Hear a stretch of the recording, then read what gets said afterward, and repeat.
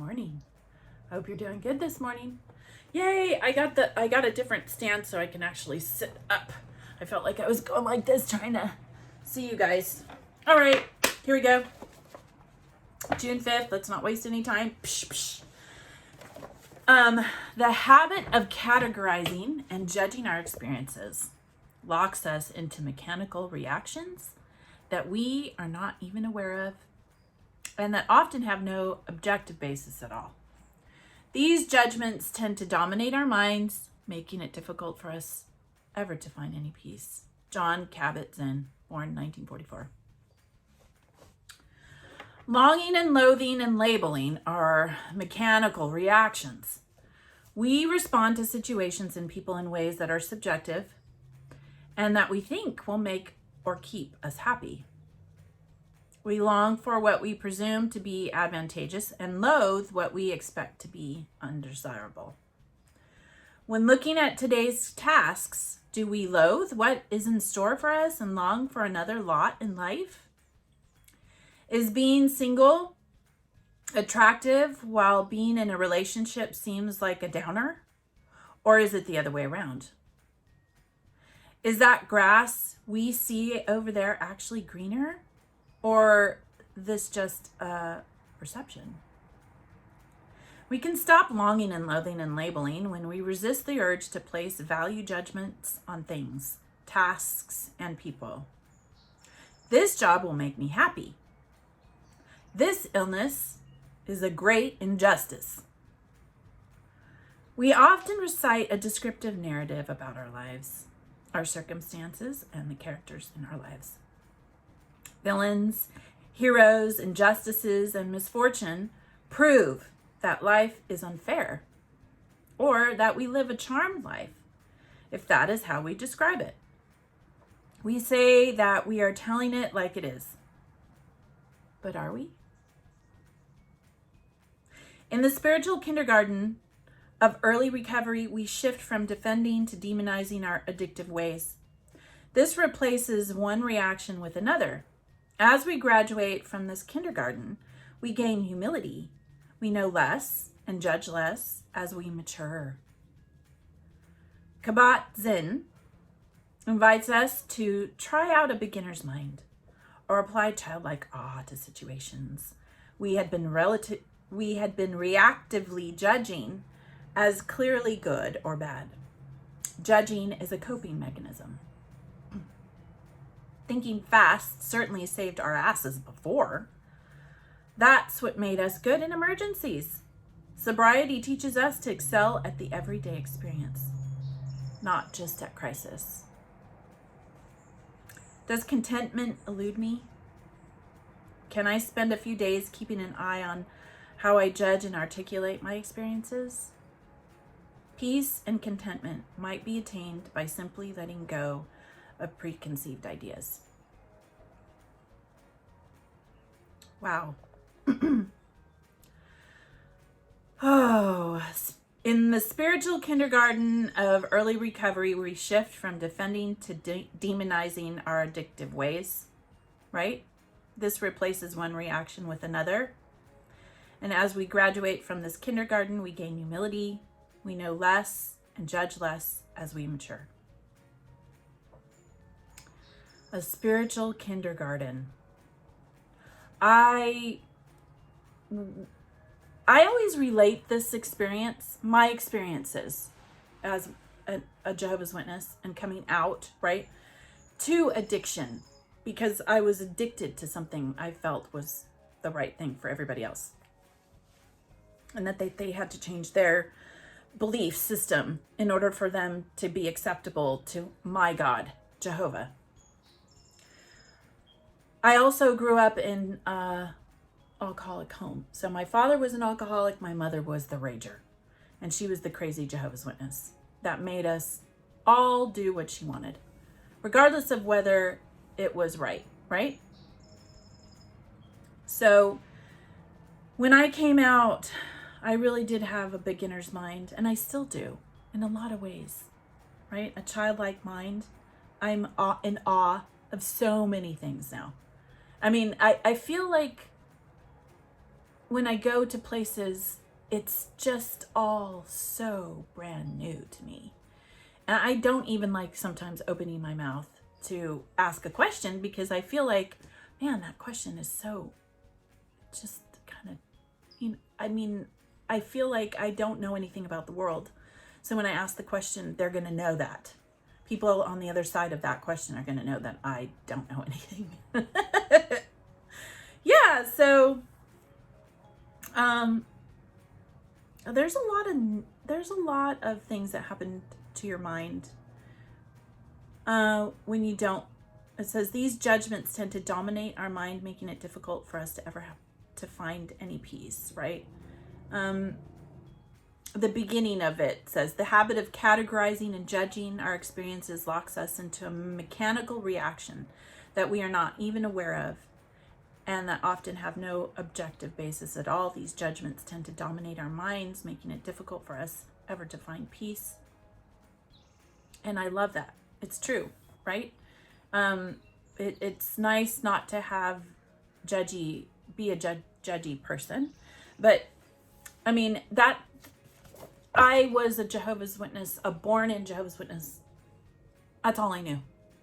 So there's going to be a portion of me that is still going to be judgy. And there are times when I think that sometimes it's okay to be, because it kind of protects you. You can't accept everything, and you're not going to make everybody happy. So, yeah, and I think being content, right, too. Being able to be content with our positions where we have right now. I don't have a lot. That's okay. But I was thinking today on my walk, what defines success? Well, I've been married to the same man for 30 years. That is successful. And I love him still. He's a good person. And he makes me, I never knew what a quiet marriage was. And when I first got married, I didn't make it quiet. I had a lot of bad habits that created a lot of chaos in the beginning of our marriage. And then, of course, even as a Jehovah's Witness, I did research on background. That's what I don't get, is why couldn't I get that? Why couldn't I, the background information of why people act this way? I had some background psychological information because my mom was molested. So she did a lot of reading. I had a lot of psych books around about what happens to a mind when a child gets molested. My mom was molested, I think, at 8, and then again at 15. Yeah, so, she had this information, but I had it too, and I read it quietly. She didn't know I was reading Vogue magazine sometimes there were things that Cosmopolitan magazine on molest. She'd have certain articles that she would bring inside the house, but then you have a lot of other information there. So, I just don't understand why I didn't get out. And there's a lot of people that are really smart that are Jehovah's Witnesses that have these Stanford graduates, people that have gone to college, and yet they're Jehovah's Witnesses. I don't get it.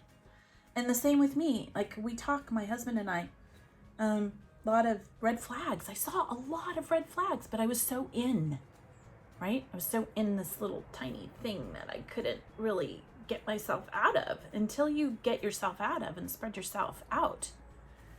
Wow.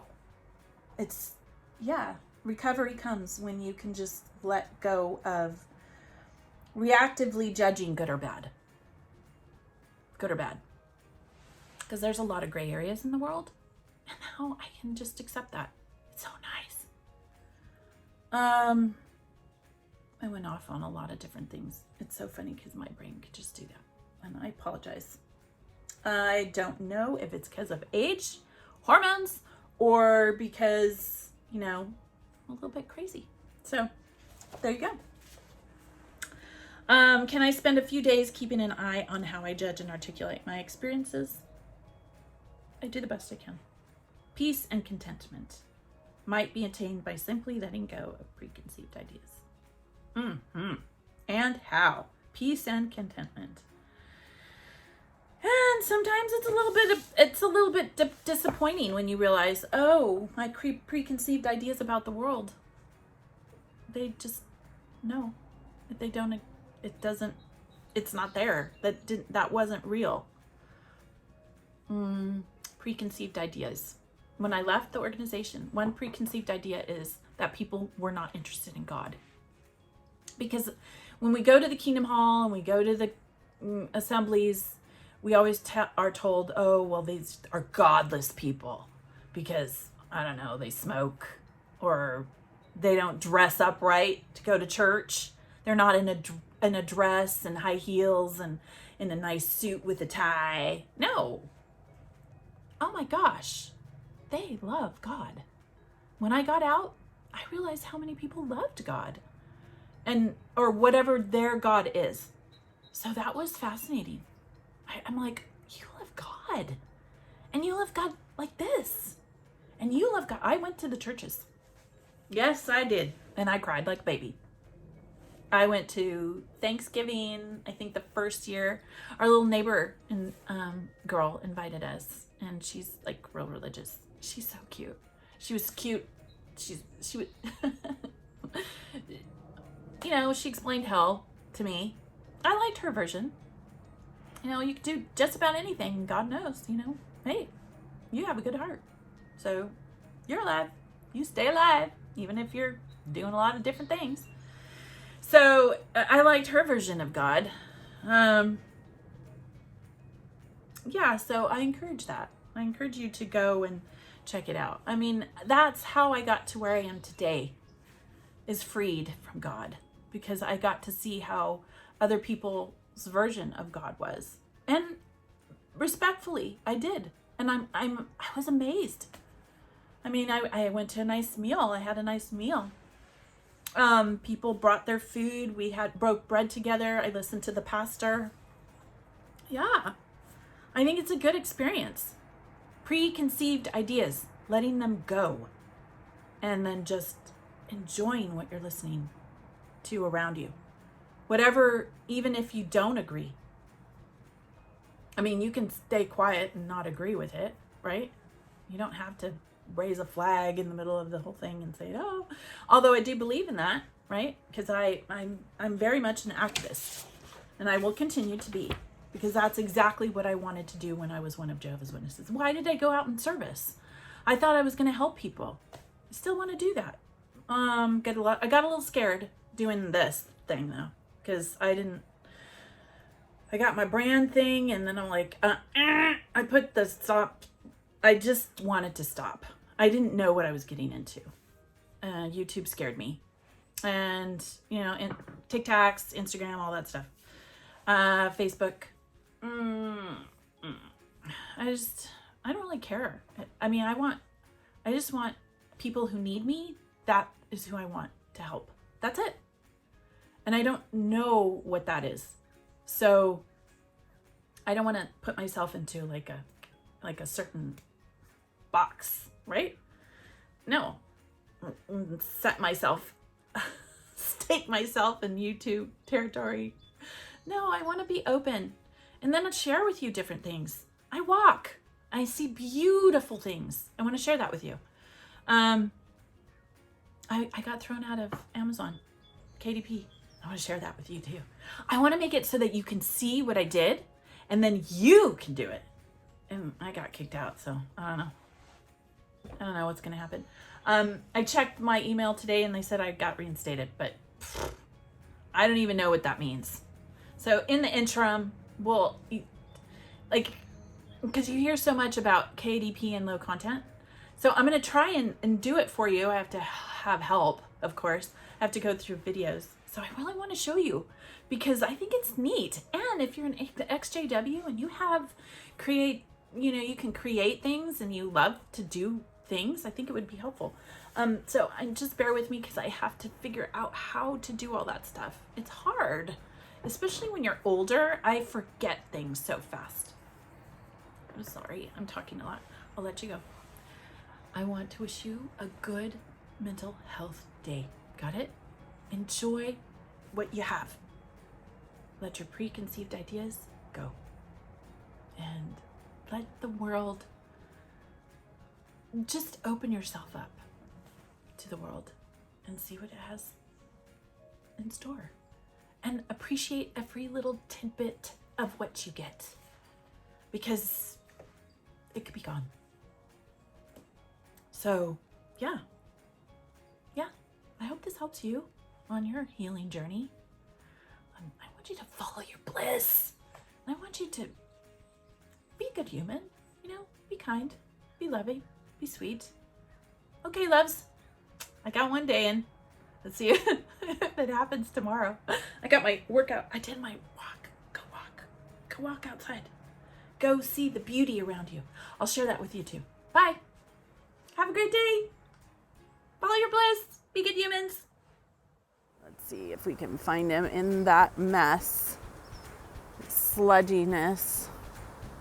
He's so cute. This is the watershed. And these are the birds that come here. This particular type of bird comes here. He has another mate. And so I see this kind of bird often. Oh, there's little duckies in there. They don't like him. Oh, shoot. I'm sorry. Here we go. Can you see them? They're in there. They don't like him, around him. I was looking at it and I lost my camera. Shit. Yeah, shot. This is probably the most interesting space here in Aliso. So you have your traffic and your one of your main streets. That's that's what you're looking at. And then you have this. This isn't particularly pretty right now. A lot of the sludge and green that you're seeing is from the runoff and all the gook that comes from homes and everything. But when it's pretty and there's rain and it's really pretty here. Isn't that pretty? So that whole wall will eventually be what you see hanging. Those little plants that you see hanging. So, yeah. And then, of course, you see the sludge. Now, yesterday I showed you it's volunteers. So you can come and volunteer and then pick out the trash. And if you look, I don't want to be discouraging, but if you look up above, see that little trash bag right there? It's right there. You can see it. It'll be picked up, right? Don't wait for a volunteer to do it. If you want to do and pick up your trash around your area. This is my public announcement. Because, I try and do that too. Even if it's just one piece of trash. Because, I am a weird. I can end up picking up like 4 or 5 pieces of trash. And then where do I put it? I can't find a trash can. I'm walking about a mile with trash in my hand. You can't do that. So, you can, but that just doesn't seem right. Right? You have all this trash all over. So here we go. There's the little birdie. I think that's the birdie. Nope, there he is. You can see him. This is his little mate too. He has a little mate there. Somewhere around here. Okay, I thought I'd share that with you. Sorry about the camera. It kind of goes all over the place because I'm not paying attention and I'm looking around. All right.